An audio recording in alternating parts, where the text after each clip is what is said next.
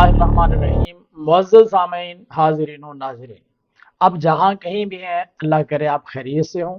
بذوالجلال آپ کو اور مجھے ساری زندگی دین اسلام پر استقامت عطا فرمائے اور مرتے وقت کلمہ نصیب فرمائے۔ معزز سامعین، مرزا محمد علی انجینئر صاحب کا ایک بہت بڑا دعویٰ ہے کہ وہ اپنے دین کے کام میں کبھی چندہ نہیں لیتے،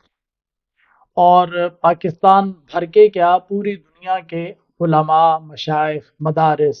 اور مساجد پر یہ ایک گالی کی طرح، ایک تانے کی طرح بات کرتے ہیں کہ فلاں چندہ لیتا ہے، فلاں چندہ لیتا ہے، تم تو چندے لیتے ہو، تم تو چندے کی پیداوار ہو، میں نے تمہارے چندے بند کروا دیے، چندہ چندہ چندہ یہ کہہ کر بہت تان و تشنیع کرتا ہے۔ اور اس کی زبان سے سن کر اس کے جو فالور ہیں، اس کے جو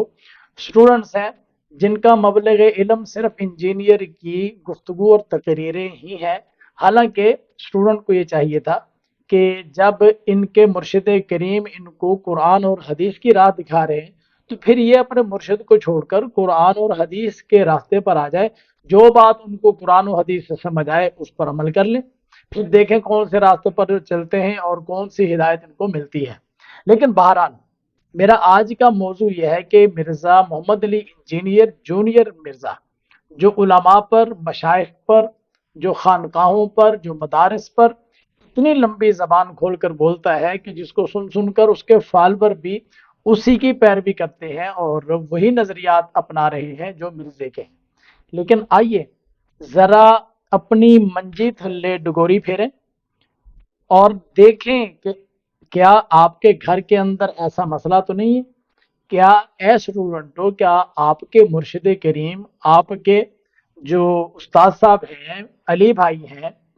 کیا انہوں نے کبھی چندہ نہیں لیا؟ ان کی اکیڈمی کچھ 10 سال کا عرصہ جہلم میں ایک جگہ پر رہی، اس کے بعد وہ بندہ ان کے بقول تو وہ ان کی دعوت سے جڑا ہوا تھا، پہلے اس نے 10 سال کے عرصے تک اپنا گھر یا اپنا کوئی ملکیتی جگہ ان کو دے رکھی تھی اور یہ وہاں پر بیٹھ کر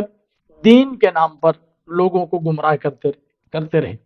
لیکن بالآخر حقیقت تو آشکار ہو ہی جاتی ہے نا، تو اس بھائی کی بھی اللہ تعالیٰ نے آنکھیں کھول دی ہوں گی، کسی نے حق بات سمجھا دی ہوگی، تو اس نے ان سے معذرت کر لی کہ بھائی صاحب آپ اپنی اکیڈمی کسی اور جگہ پر لے جائیں، میں یہ جگہ بیچنے لگا۔ تو مرزا صاحب نے پھر یہ مجبور ہو گئے، 1 سال تک تو آئیں بائیں شائیں کرتے رہے۔ ظاہر ہے کہ اندر کھاتے منت سماجت بھی ہوتی رہی ہوگی کہ مہربانی کریں ہم کدھر جائیں، لیکن 1 سال آئیں بائیں شائیں کرنے کے بعد منت سماجت کے باوجود بھی ان کی پھر وہاں دال نہیں گلی اور اس بندے نے مجبور کر دیا کہ بھائی صاحب اب یہاں سے جائیں۔ تو پھر انہوں نے اکیڈمی کو شفٹ کر لیا، جہلم میں ہی کسی اور جگہ پر یہ چلے گئے۔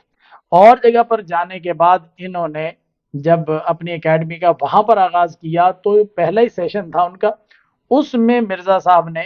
اپنی اس اکیڈمی سے یہاں پر شفٹنگ کی کچھ رویداد سنائی۔ میں نے وہ کچھ حصہ وہاں سے ان کی ویڈیو سے لیا ہے آپ کی رہنمائی کے لیے۔ ویسے مرزا صاحب کو یہ اعتراض رہتا ہے کہ میرے جو کلپ ہیں یہ سیاق و سباق سے ہٹا کر کاٹ لیے جاتے ہیں اور پھر میرے اوپر اعتراض کیا جاتا ہے۔ میں نے کوشش کی ہے کہ اس موضوع کے متعلق جتنا کلپ ہے وہ پورا اکٹھا لیا جائے تاکہ آپ کو بات پتہ چل جائے کہ واقعتاً مرزا صاحب نے یہ بات کہی ہے۔ یہ پہلے مرزا صاحب کی یہ مختصر سی بات ہے، اس کو ذرا سن لیں، میں پھر بات کچھ میں آپ کو یہ اکیڈمی کے حوالے سے بتا دوں۔ آپ کو پتہ ہے کہ یہ اکیڈمی ہماری شفٹ ہو گئی ہے،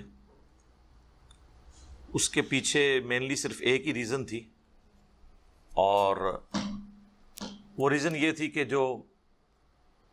جہاں پہ ہماری پہلی اکیڈمی تھی وہ ہماری دعوت کے ساتھ جڑے ہوئے ہیں وہ بھائی اللہ کے فضل سے، اور پچھلے آلموسٹ 10 سالوں کے اندر انہوں نے نہ تو اس جگہ کا کوئی کرایہ ہم سے وصول کیا، نہ کبھی بجلی کا بل، اور اسی طریقے سے یہ سلسلہ اللہ کے فضل سے چلتا رہا۔ پھر آلموسٹ 8 سے سال پہلے ان کا ارادہ بنا کہ میں اس جگہ کو بیچوں، چونکہ وہ اس کو کنٹینیو نہیں کرنا چاہ رہے تھے برف خانے کے پوائنٹ آف ویو سے۔ ان کے لیے ان کی اولاد بھی آگے اس میں کوئی انٹرسٹ نہیں لے رہی تھی۔ آپ کو پتہ ہے آج کل کے جو بچے پڑھ لکھ جائیں وہ پھر اس طرح کے کاموں کو اپنے لیے عیب ہی تصور کرتے ہیں۔ تو انہوں نے کہا کہ میرا یہ ارادہ بن رہا ہے تو آپ کوئی آلٹرنیٹیو جگہ دیکھ لیں۔ پھر ہم نے مختلف جگہ دیکھنی شروع کی، لیکن پھر کرتے کرتے پھر 1 سال گزر گیا۔ جی، چندہ نہیں لیتے ہم، آلموسٹ 10 سال کا عرصہ گزرا، اس بندے نے چندہ نہیں دیا ان کو۔ تو وہ جو ایک 10 سال کے عرصے تک آپ ان کی اکیڈمی کے اپنی اکیڈمی کے طور پر ان کی جگہ استعمال کرتے رہے، وہ کیا تھا؟ چندہ نہیں لیتے، ہم کسی کی دی ہوئی جگہ پر بیٹھتے، ہم چندہ نہیں لیتے، اکیڈمی کا خرچہ اس نے اٹھایا، ہم چندہ نہیں لیتے، بل اسی نے بھرا، ہم چندہ نہیں لیتے۔ پیارے اسٹوڈنٹو، اپنے مرشد کو دیکھو، اپنی اکیڈمی کی بنیادوں کو دیکھو، یہ چندوں سے ہی چلی ہیں، چندوں سے ہی آگے چلی ہیں، اور اب تک یہ چندوں سے ہی چل رہی ہیں۔ اور بات تو چندے سے چلی تھی، لیکن مرزا صاحب کی ایک بات سے اور بات بھی سمجھ میں آ گئی کہ جو اب یہ میرا موقف نہیں ہے، یہ مرزا صاحب کا موقف ہے، اسٹوڈنٹس کے استاد کا موقف ہے، اور علمی کتابی فرقے کے مرشد کا اور رہنما کا موقف ہے کہ جب بندہ پڑھ لکھ جاتا ہے نا تو پھر اس طرح کے کام اس کو گناہ لگنے لگ جاتے ہیں۔ سنیے سنیے سنیے، آپ کو بڑا مزہ آئے گا جب بندہ پڑھ لکھ جاتا ہے۔ سنیے، آپ کو پتہ ہے آج کل کے جو بچے پڑھ لکھ جائیں وہ پھر اس طرح کے کاموں کو اپنے لیے عیب ہی تصور کرتے ہیں۔ جب بندہ پڑھ لکھ جاتا ہے تو پھر ایسے کاموں کو گناہ سمجھنے لگ جاتا ہے۔ تو اس کے بچوں نے اس کا وہ پڑھ لکھ گئے تو انہوں نے یہ کام گناہ سمجھنے لگ گیا۔ اب بات مجھے نہیں سمجھ آ رہی کہ جو انجینئر صاحب ہیں اور ان کی جتنے فالوورز ہیں وہ پڑھے لکھے ہیں یا نہیں، کیونکہ ان کے نزدیک جو بندہ پڑھ لکھ جاتا ہے نا پھر وہ ایسے کاموں کو گناہ سمجھنے لگ جاتے ہیں۔ تو آپ تو گناہ نہیں سمجھتے، آپ تو ثواب سمجھتے ہیں، اس کا مطلب پھر پڑھے لکھے نہیں ہیں۔ اور اگر آپ پڑھے لکھے ہیں تو پھر جس طرح آپ کے دعوت حق کے بانی اول جنہوں نے آپ کو پناہ دی تھی، جس طرح اس کے بچے پڑھ لکھ گئے، وہ تو پڑھا لکھا نہیں تھا نا، اس لیے ثواب سمجھتا رہا، اور اس کے بچے جب پڑھ لکھ گئے تو انہوں نے آپ کے کام کو گناہ سمجھنا شروع کر دیا۔ پھر اب آپ کہاں پر کھڑے ہیں اور آپ کے اسٹوڈنٹ کہاں پر کھڑے ہیں کہ وہ پڑھے لکھے ہیں یا نہیں؟ اگر وہ پڑھے لکھے ہیں تو آپ کے کام کو گناہ سمجھتے ہیں، اور اگر ثواب سمجھتے ہیں تو پھر پڑھے لکھے نہیں۔ بات یہ ہوتی ہے کہ جب انسان کے اندر ایک مربوط اور مضبوط علم نہ ہو، علم راسخ نہ ہو، تو پھر انسان ایسے ہی بونگیاں مارتا ہے اور ان بونگیوں کو بیان کرتا ہے، سمجھتا ہے کہ یہ میں بہت بڑی تحقیق پیش کر رہا ہوں۔ خدا کے واسطے اللہ اور اس کے رسول کے راستے پر آ جائیں اور اس دین کو اپنائیں جو نبی پاک صلی اللہ علیہ وسلم سے چلا، اور سینہ بسینہ ہر دور کے لوگوں نے یہ دین آگے پہنچایا۔ پھر کتابیں بھی لکھی گئیں، پھر دین کو آگے پہنچانے کے تبلیغ اور ارشاد کے مختلف ذرائع دنیا میں معرض وجود میں آئے، جیسے آج کل یہ یوٹیوب ہے، آپ یوٹیوب دیکھ رہے ہیں، فیس بک دیکھ رہے ہیں، تو یہ بعد کے زمانے کے ساری ایجادات ہیں، لیکن دین متین کا جو علم ہے وہ سینہ بسینہ چلتے چلتے چلتے ہم تک پہنچا۔ تو اس لیے دین کے راستے سے اپنے آباء و اجداد، اپنے بزرگان دین، وہ لوگ جنہوں نے دین متین کی خدمت کے لیے اپنی زندگیاں وقف کر دیں، ان کو راستے سے مت نکالیے۔ ان کو اگر نکالیں گے تو سوائے گمراہی کے، سوائے جہالت کے، پھر ہمارے پاس بچتا ہی کچھ نہیں ہے۔ اس لیے اپنے بزرگوں کا ادب کرنا سیکھیے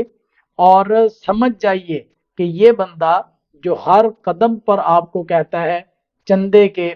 بھاشن دیتا ہے کہ ہم نے کبھی چندہ لیا ہی نہیں، ہم تو کبھی چندہ لیتے نہیں، یہ سن لے 10 سال کا عرصہ چندے پہ چلا، اکیڈمی کا کرایہ چندہ، وہاں کا بل، وہاں کا بجلی کا بل، سارا چندہ، وہاں خرچہ تو وہ آدمی اٹھاتا تھا۔ اور جب اس کے بچے پڑھ لکھ گئے، مرزا صاحب کی زبان سے نا، جب بچے پڑھ لکھ گئے تو پھر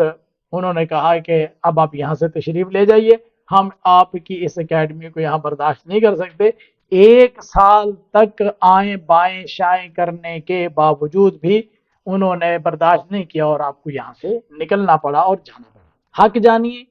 حق کے پیچھے لگیے، حق کو اپنائیے. میرا جو خیال اور میرا جو نظریہ تھا میں نے آپ کی خدمت میں